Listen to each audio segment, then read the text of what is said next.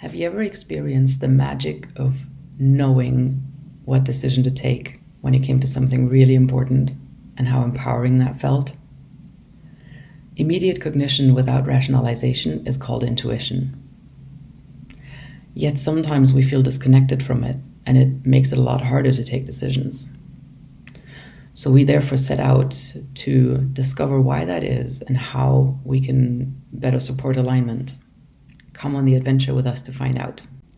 Meet our friend Kim. So I've been working as a developer for this nice company for a few years, and it's been great. But lately, it's been getting boring though.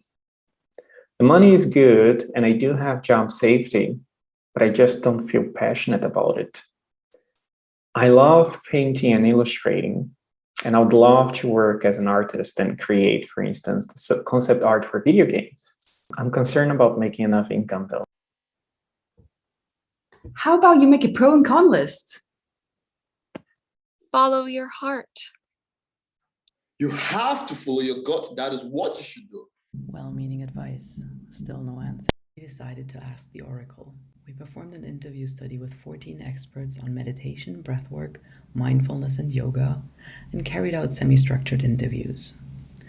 We performed a thematic analysis on them, and the main points, the central common themes we identified across all interviews are: 1, getting out of our head; 2, getting into our body; 3, a differentiation of sources of knowledge, as in, is my mind, heart, or gut speaking right now? 4, self-trust and self-efficacy. 5, being in a good state. And 6, silence and turning inward. Isn't there an app for that? The only things we found were pro and con lists and storytelling apps and fortune wheels.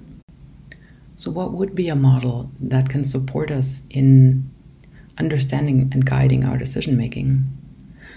We came up with a trifecta of self-inquiry, starting with a mind that can either serve as an ideologue that tells us about our past beliefs, or as the attorney that will argue for one side, but trying to take a decision, it will then start arguing for the other one. Or it can be an observer, just noticing, that's the story I'm telling myself right now, interesting. Then there's the heart that comes in. And the heart bases around emotions, and those come from past memories. And so when we try to make a decision about the future, we will project our past experiences into that potential future because that's all we know. And then the third component is the gut. When we experience a negative gut reaction, then that is connected to a primal fear. And that protection mechanism is good. However, in some cases, it can hold us back from growing. And if we get a positive gut response to perceive that opening, that inherent yes in the body, that's the perfect answer that we'd sometimes hope for. And then we have about 1.5 seconds until the mind kicks in to tell us a story. So it's important to catch that first hunch. Maybe we can educate the user on the trifecta of self-inquiry to help them understand the roles of mind, heart, and gut, and then guide them in exploring their unconscious beliefs for a specific topic that they're trying to take a decision around, and they can evaluate if they still serve them.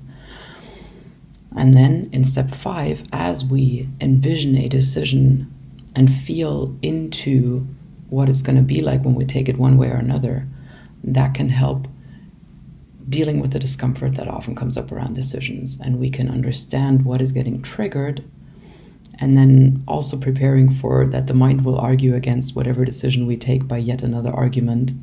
And then when we manage to take a step back into the observer role, we can take a decision with increased clarity. So will Kim stay a developer, or will they transition into being a full-time artist? We have received very positive feedback on the trifecta and the decision guidance model. We know it can't solve wicked problems, yet we do know it can support you in understanding your decision-making process better. We look forward to your feedback.